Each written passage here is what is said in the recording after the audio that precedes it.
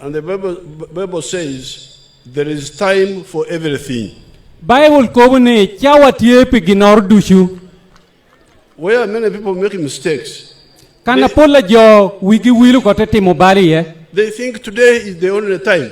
Ginta oni tindong ngena dong twera dushu ka dong petin perutini no kenne. And they make mistakes.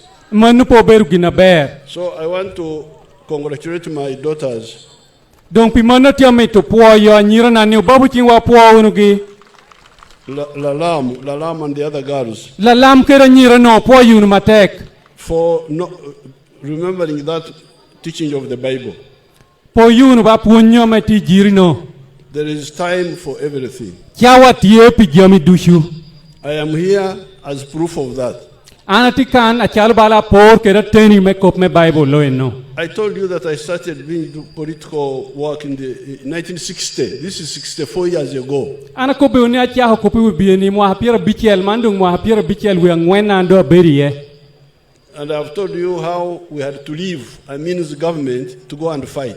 Date ko be kita wando bin kwer ko government min yi wate wango te donyi lum cha ko loin. But in the fighting, we always stood down for other people. Any loinyen unu da jalle pi jokenne. I was telling Lalam, sit down and listen. Kwa yo Lalam ni koy bet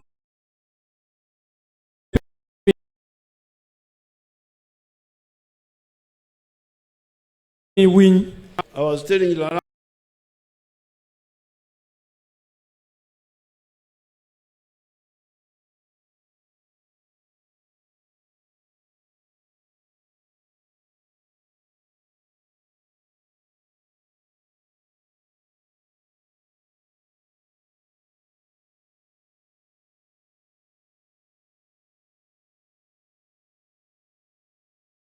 mi wakani twal jar yo keken. by that time the NRM was the Fronasa was the most powerful group. Achoka bere moni karnu nu pati na na cha molun fronasa ni na do nu tekalo loa. On the ground. Ite dero. But they gave us only 2 seats. Teko bi wan twal jar yo keken. I was the leader of Fronasa. Anu no bere tela gi me fronasa. I did not nominate myself. An pe teko bi ando woti koma piana na do telo gi. I nominated Father Okoth. Father Okoth. Atechwalo Father Okoth. And Elia Kategaya. Karachel Keriria Kategaya. To represent us on the NCC. It was called NCC. Gindong te would chungi wai kachohera ditasha. It was later when they had to get a formula how to get me in because I was not in. Gindo te tikeri wiki agin ngeo metamoni an mira beri ye kunu pianando nu party ye jama beri ot kunasha. When we were in the bush, we united with the Professor Lule. Karameanati lum, wanate kuber kere Professor Lule. And we made Professor Lule the chairman. Wanate kere ni Lule yin wori bed won kom. I was vice chairman. Anate bera lobe. So when you humble yourself, God will bring you up. Kai mo legiri te dok ping obanti mar koi babu chingwi manudang. So I am very happy with the Lalam and with the other girls for humbling themselves. Ya yom kere Lalam kere nyiro kenen dushu men nuate te dok ping. And I'm here as a proof that humbling yourself is not a mistake. Anatie kan me bera chal bala por me ateteni ni nuate dok ping peuber balor ke kenda peuber goro. Because eventually God brought me up. En agerete tinga malu. Thank you very much. You can go to the other thing. You can go. Those who want to go can go. Your Excellency, as I go with them to the other venue, one of the crucial things I found here during the campaign was the issue of fisheries enforcement officers who are harassing the fishermen and harassing the community, and people are very bitter in the area. So we request that you address that, sir. I will handle that. Po you babu chingwa duoko ni manu ene woti ye babu chingu kong bai po unudang. So I had told you that NRM came as a force of dealing with people's needs. Ana ko beu ni gamente me NRM ubino chalo bala jo ame ubino kere gufu menenu ni uchobu miria jo. And the needs are charm, food. Miria jo namba chelo beri chem is housing, kireme kaburu nyowudi is poverty, kere chan kopi kom luanyi kom chan is peace, karachel kere kuch is the roads, kere kop me yo is education. puonyere These are the needs of the people. manu ber joma me luang mero And I was looking in the file here.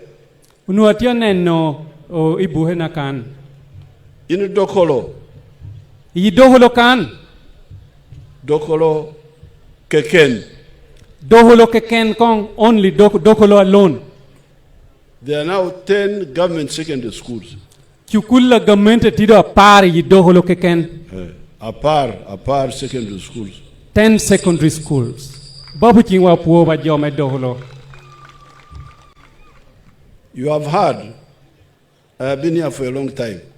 Winyu na ber ando ri alalach 1960, when we got independence, ikarwanu nu loj keni mo hapiera bichel nono there was not a single government secondary school or even any secondary school in Lango. chukula gamente mor keken na me puonyo tini sinio nu petie lao These other schools, the Lango College, they came later after independence. en wicha lao college yenu kene gini duhido bini chien. The only secondary school in the north was Sir Samuel Becker. Kar chukulu nu tie tumor me Uganda mo ber ma gamente nu ber sa Samuel Becker meti gulu And it was not even an A-level school. da nu petunu na heklasha bi senior bi kere bichel. That's why boys from Sir Samuel Becker were coming to Ntare. There were only 5 A-level schools in Uganda. Eno mi oreki winyo ne jo tie kwan senior ngwen gulu tie wot ntare tie wot kwene piano nu Not Angwen, a beach.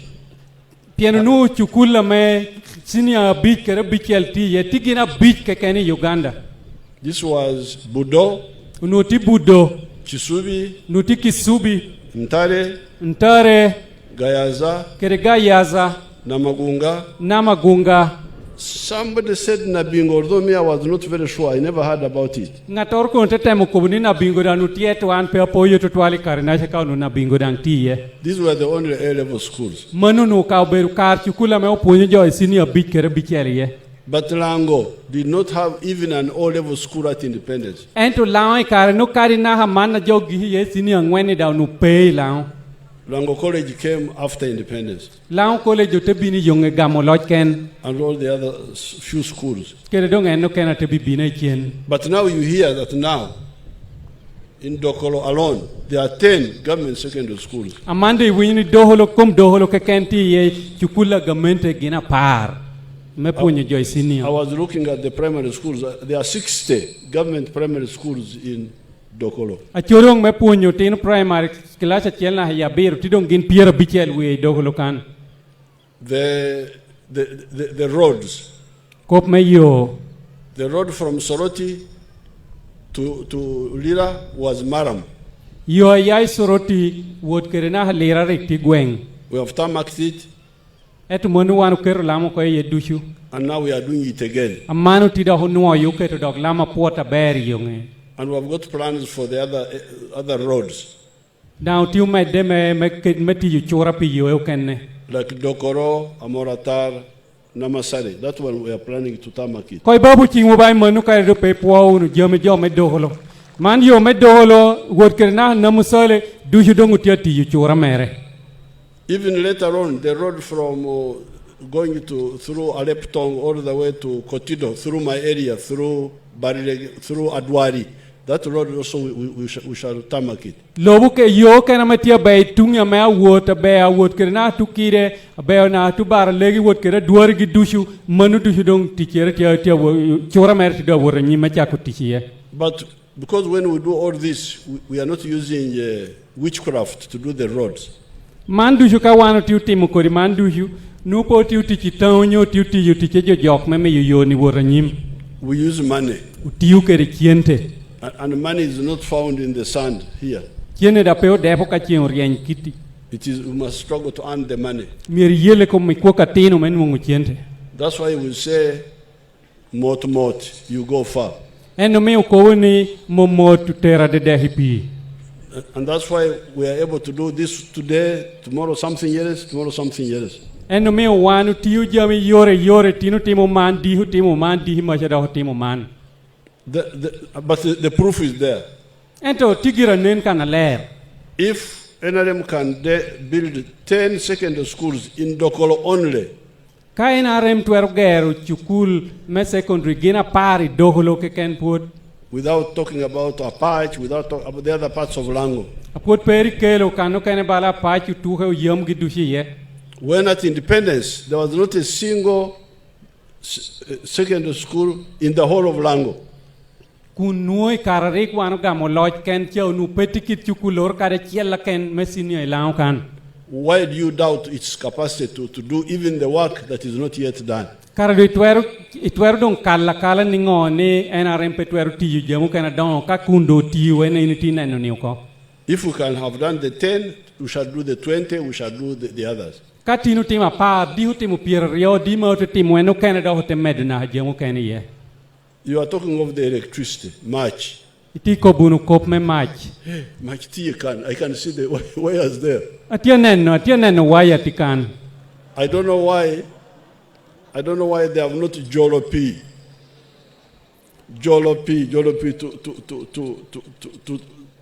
to tap. O peangiu ngo me jodung petia gamo mach achwali yuri.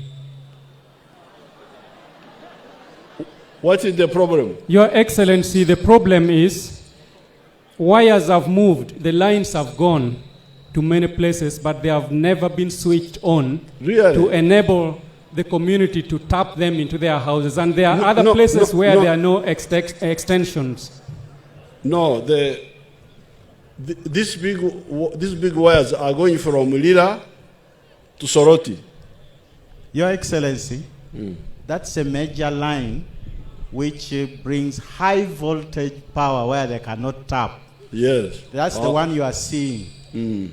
But they will be able to extend power, the new project, to come to the areas where we don't have power, the 5 sub-counties.